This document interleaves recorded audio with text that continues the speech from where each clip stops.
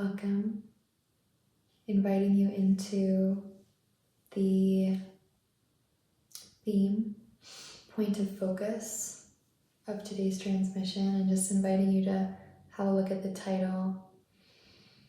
Kind of just notice what that brings up for you. Notice if there's a sensation in the body, or maybe an intuitive hit or something that lands for you. Whether or not you know what it means. So I wanted to bring a conversation that I was sharing on my Instagram stories yesterday, because I was sharing a little bit about the womb singing workshop that's coming up on the 13th, and that kind of led me to contemplate another aspect or kind of perspective to womb singing that I think is really, really beautiful and I would say is relevant for everyone, regardless of, your womb status.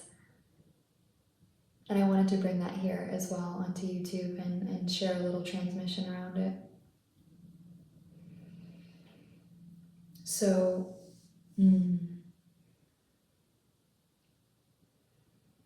something that I find particularly supportive and magical about the practice of womb singing, or really any practice where we are dropping down, descending into the body, and allowing ourselves to express intuitively from within that felt texture, right, from within that somatic presence, is that it really invites us out of this cerebral orientation to life, essentially.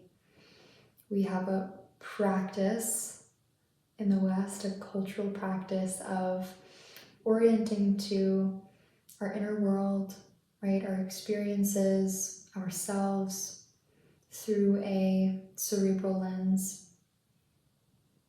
Essentially, always seeking to understand, always analyzing, right? Removing ourselves from the actual experience so that we can look at it from the outside, quantify it, measure it, compare it. And this leads us to, of course, fit our experiences and really just ourselves, right? The way that we experience and know ourselves into these pre-existing intellectual constructs. And we don't feel that we're able to move through an experience or deepen in our sense of selves unless we're able to align it and fit it into a pre-existing intellectual construct. And this leads us to seek, right? Constantly seeking healing, seeking an experience that's going to activate some understanding, that's going to put all the pieces into place. And if we don't have a conclusion, right? If we're not constantly coming to some conclusion through our analysis, through our understanding, through our intellectualization, and we can feel like we're failing, like we don't know, like we're confused, like we're lacking clarity or direction. And if we're orienting to our inner realm through this cerebral lens, then we're also orienting to our expression through the cerebral lens. So now the way that we express ourselves, the way we share our feelings, our experiences, our emotions, and just essentially express who and what we are with the world, to the world around us, becomes filtered through a cerebral lens. And this is this burden of having to make sense, right? Being very aware when we're speaking, especially when they're like high stakes, right? High stakes socialization. So not when we're with our partner or our best friends or our family members that we feel safe with, but those high stakes forms of connection where it's important we're received and understood and accepted, right? Where there's this potential underlying threat of rejection, even if it's not actually there, our bodies can maybe experience it as such.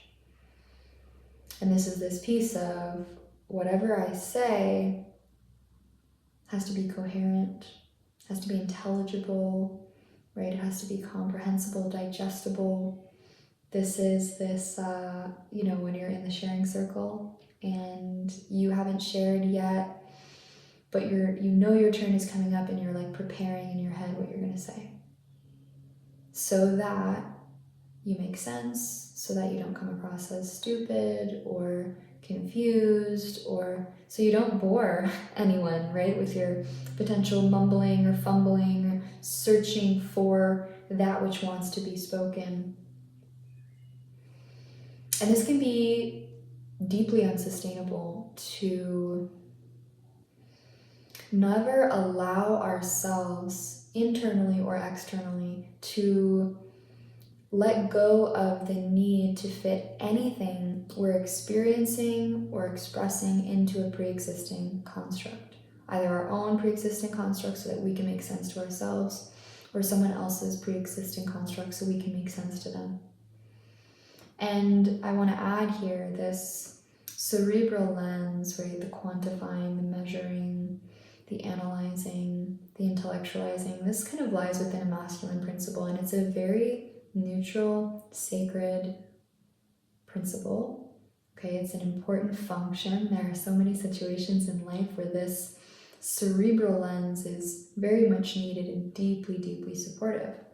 But because we live in a patriarchal culture, and by patriarchal I simply mean a culture that values the masculine principle over the feminine principle, to the point of where we actually become a little bit numb and blind to the feminine principle within our environment as well as within ourselves, we will kind of spend, some of us, all of our time in this cerebral lens, right? We get to know ourselves through the cerebral lens, and we are only able to express and share ourselves through this cerebral lens.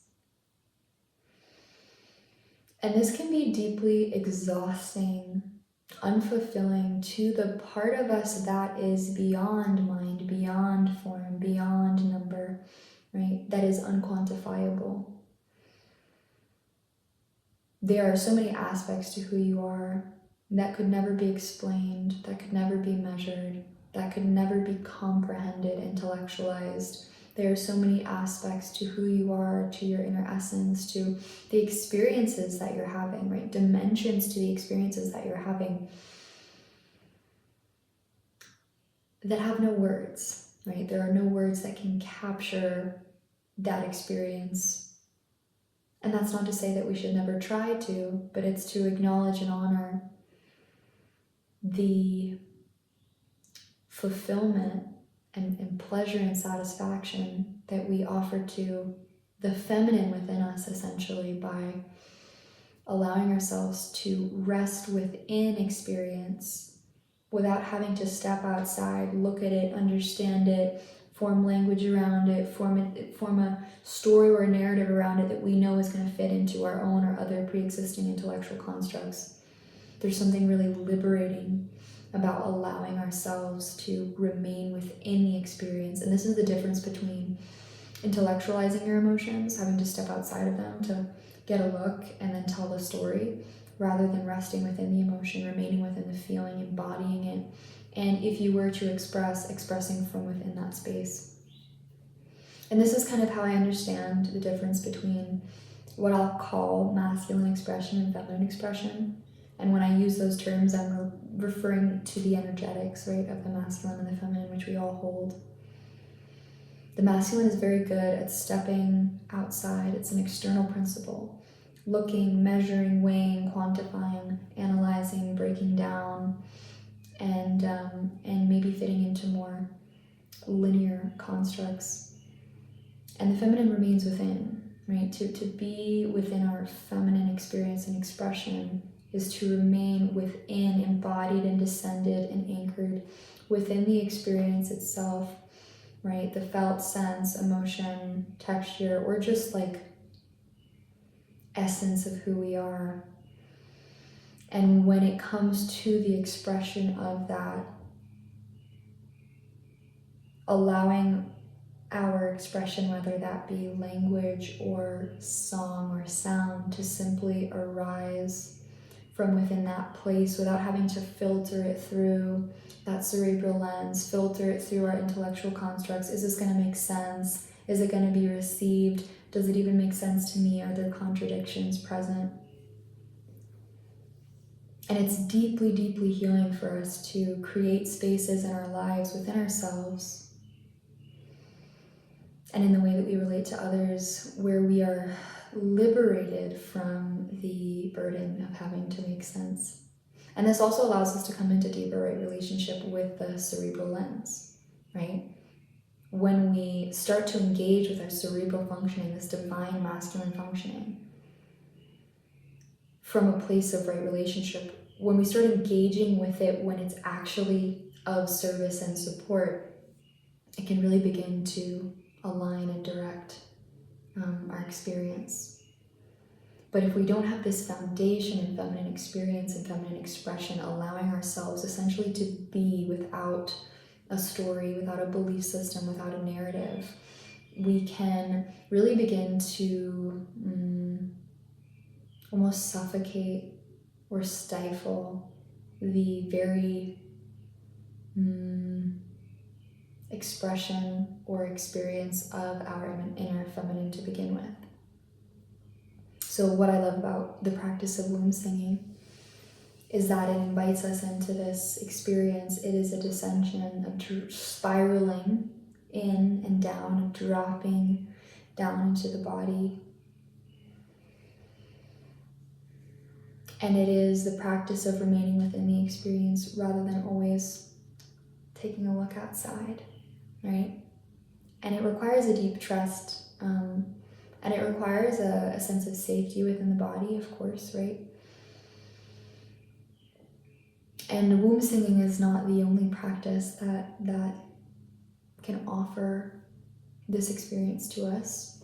I think that singing in general is one of the most powerful and really maybe easiest ways to access this form of experience and expression, because song does exist outside of the linear kind of paradigm. And we can certainly make song fit into that, right? But in the essence of what song is, it's just pure expression. And especially when we're engaging with intuitive song, intuitive channeling, intuitive singing, toning, humming, sounding, this is super supportive in facilitating a container within ourselves to drop into an experience, remain within the texture of that experience internally, somatically, and then allow that experience to just be expressed without it having to pass through the cerebral intellectual filter.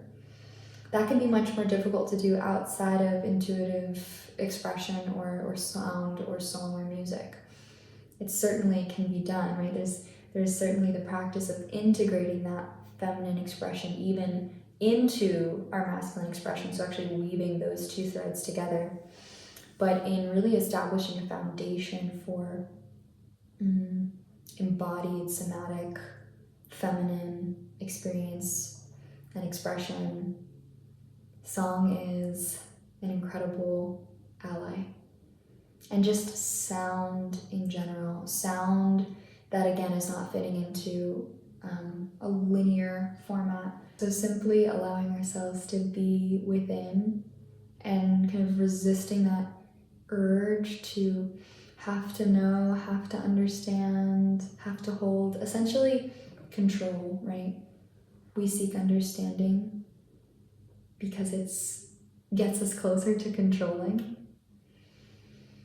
So simply allowing ourselves to be within without needing to have the conclusion or like even the victory, right? The sense of like power over our experience, and rather becoming the experience rather than having to overpower or control or know the experience, and allowing sound to come from that space, or really just expression. This can also be movement or visual expression, art. This is going to revitalize a lot of these energetic pathways, the pathway from the inner realm into the outer realm, right? From the internal world into the outer world that runs through the portal of expression, which is the voice. So I have my crystal bowl down here, and I'm going to offer a transmission to support this dissension. And you're invited to participate. So if you want to just kind of receive, allow this to be a meditation, that is welcome. You can also allow yourself to make sound, to tone, to hum, to channel, whatever wants to come through movement. And we're going to be descending, spiraling inwards, downwards, into really the root of the body. So I'm inviting you to take that journey and really allow it to take the time it takes. Don't rush down. Allow it to take the time it takes and see if you can land in the root of the body, in that womb space, which we all hold, right? We all hold this portal of creation in the root of our bodies. And just notice really the experience that arises through this, rather than needing to come to any conclusions. Because the conclusions we're meant to have will simply arise. And I do just want to mention the womb singing workshop is this Thursday on June 13th. So if you'd like to tap in a little bit deeper within the context of womb singing, you're welcome. It's $45 USD to join. And if you're seeing this video a little late, maybe a couple days after the workshop, and you're really feeling called to have kind of tapped in, you can reach out and get the replay.